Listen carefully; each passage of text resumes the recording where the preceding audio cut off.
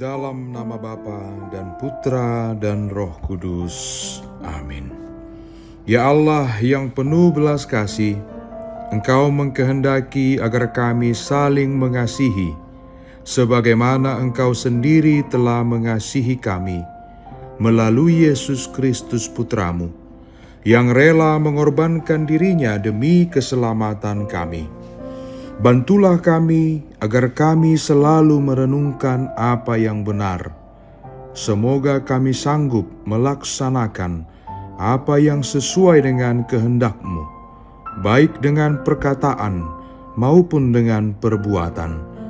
Demi Yesus Kristus Putramu, Tuhan dan pengantara kami, yang hidup dan berkuasa, kini dan sepanjang segala masa.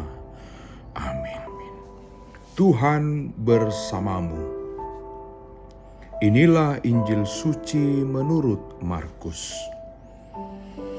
Ketika Yesus, Petrus, Yakobus, dan Yohanes kembali pada murid-murid lain, mereka melihat orang banyak mengerumuni murid-murid itu.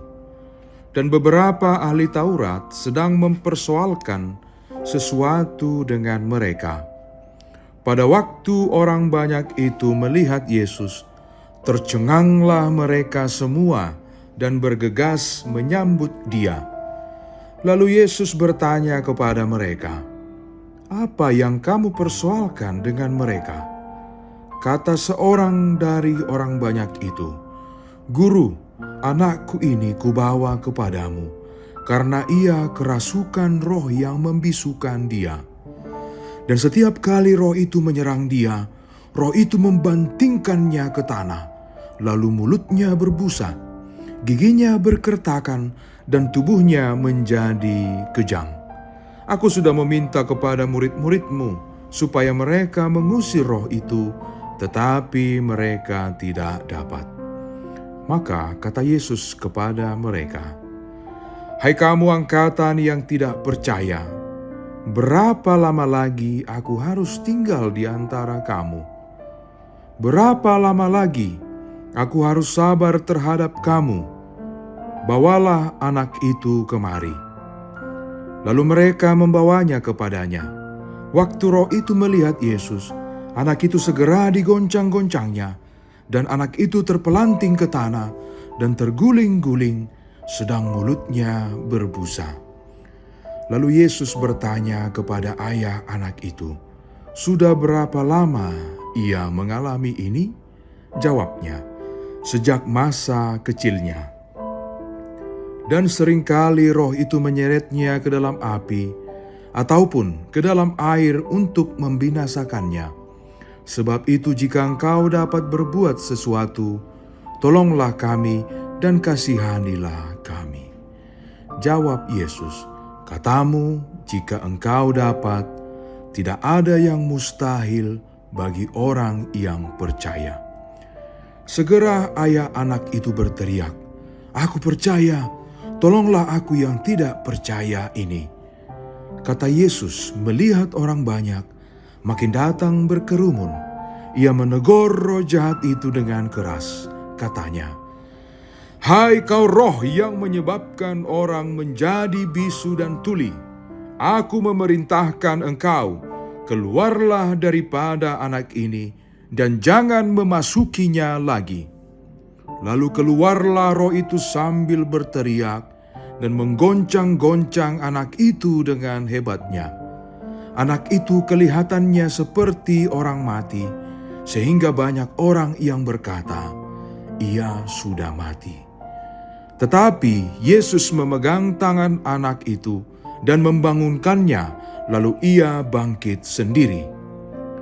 Ketika Yesus sudah di rumah dan murid-muridnya sendirian dengan Dia, bertanyalah mereka, "Mengapa kami tidak dapat mengusir roh itu?" Jawabnya kepada mereka, "Jenis ini tidak dapat diusir kecuali dengan berdoa." Demikianlah sabda Tuhan. Saudara-saudari yang dikasihi oleh Tuhan, garis besar perikop yang kita dengarkan pada hari ini berbicara tentang ketidakpercayaan. Yesus marah ketika orang-orang tidak memiliki kepercayaan. Dalam ayat 19 dan 23, hal itu tampak dengan jelas. Yesus marah kepada murid-muridnya karena tidak dapat mengusir roh jahat. Persoalannya bukan pada mengusir roh jahatnya, melainkan pada ketidakpercayaan para murid. Yesus dengan nada sinis meminta ayah dari anak yang kerasukan itu untuk percaya. Pada akhirnya, ayah anak itu meneriakkan bahwa dia percaya dan memohon pertolongan. Kemudian anak itu disembuhkan oleh Yesus. Bapak, Ibu, dan saudara-saudari yang terkasih, apakah murid-murid Yesus tidak beriman sehingga Yesus mengatakan mereka sebagai generasi yang tidak percaya? Apakah si ayah juga yang membawa anaknya kepada Yesus tidak cukupkah menunjukkan iman kepercayaannya kepada Yesus? Saudara-saudari, iman tidak sesederhana seperti kita mengucapkan. Percaya kepada Tuhan bukan hal yang mudah dihidupi. Bisa saja orang dengan mudah mengatakan, "Saya percaya kepada Tuhan." Namun apakah itu sungguh? Bagaimana kita bisa mengetahui atau mengukur kesungguhan dari iman kita? Pada situasi sekarang ini, ada banyak sekali yang menentang tentang ajaran iman kita di platform media sosial. Apakah kita bisa digoyahkan dengan itu? Kemudian, apakah yang kita lakukan jika kita mendapat pertentangan dari orang lain? Apakah saudara-saudari merasa goyah dengan pertentangan itu? Adalah wajar jikalau kita memiliki iman, lalu kita mengalami goncangan. Kita sepenuhnya belum mengerti tentang apa yang kita imani. Poin pentingnya adalah langkah kita setelahnya. Apakah kita memilih meninggalkan keyakinan atau sebaliknya, kita semakin mendalami, merefleksikan apa yang selama ini kita imani atau yang kita yakini? Caranya tidaklah muluk-muluk, tidak bombastis. Sakramen Ekaristi adalah ruang paling memadai untuk mempelajari ajaran iman kita. Selain itu, kita bisa berbincang-bincang dengan saudara-saudari seiman. Kepada imam, kita juga bisa men-sharingkan situasi batin kita untuk mendapatkan solusi yang terbaik. Kita menghayati Ekaristi dengan sungguh-sungguh dan jangan menjauh dari komunitas gereja. Kemudian, pernahkah kita mengalami bahwa doa kita tidak dijawab? Ketika kita berdoa, kurang lebih kita melakukan hal yang sama seperti ayah anak yang kerasukan itu. Kita datang kepada Tuhan dengan membawa masalah atau beban kita dengan harapan bahwa masalah kita selesai. Ketika doa kita tidak terkabul, kita cenderung untuk tidak percaya. Apalagi ketika sedang menghadapi masalah yang besar. Oleh karena itu, saudara-saudari, apakah kita kurang percaya ketika memohon kepada Tuhan? Kita juga menyadari bahwa doa tidak sama dengan mantra yang dapat mengabulkan keinginan sesuai dengan kehendak kita. Tuhan mengabulkan doa dengan cara yang tidak kita mengerti, dan paling penting adalah sesuai dengan kehendak-Nya. Saudara-saudari yang terkasih, terkadang kita mengalami rasa kurang percaya kepada Tuhan. Terkadang kita juga mengalami kekeringan rohani. maka kita bisa berefleksi, bisa bermenung dari apa yang dilakukan oleh si ayah yang anaknya kerasukan, yang kita dengarkan pada perikop Injil hari ini. Berteriaklah kepada Tuhan, "Aku percaya. Tolonglah aku yang tidak percaya ini."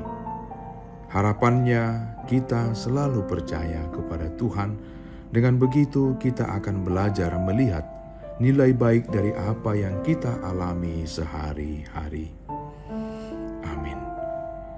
Allah Bapa yang Maha Baik, semoga kami senantiasa dibangun dalam kesatuan dengan Dikau sebagai sumber kehidupan dan keselamatan kami. Ajarilah kami untuk merasa lapar dan haus akan sabda-Mu, sehingga kami selalu mencari Dikau dalam kehidupan sehari-hari dengan pengantaraan Kristus Tuhan kami. Allah Bapa kami, penuntun kehidupan, Engkau telah menuntun Abraham menuju tanah terjanji. Engkau juga menuntun bangsa Israel menuju tanah Yerusalem melalui tangan Musa. Kini kami umat-Mu Keuskupan Padang sedang berjalan bersama dalam sinode kefikepan menuju keselamatan yang Engkau janjikan dalam diri Putra-Mu Yesus Kristus. Tuntunlah peziarahan hidup kami dengan kuasa Roh Kudus-Mu, agar kami tetap tabah, sabar dan setia menghadapi kesulitan dan tantangan hidup.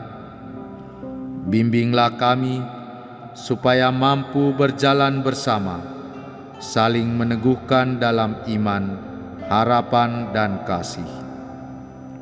Bunda Maria, doakanlah kami putra-putrimu sepanjang sinode kefikepan ini berlangsung.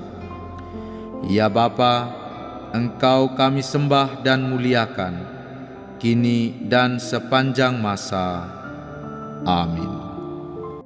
Tuhan bersamamu. Saudara sekalian, dilindungi, dibimbing dan diberkati oleh Allah yang Maha Kuasa, Bapa dan Putra dan Roh Kudus. Amin.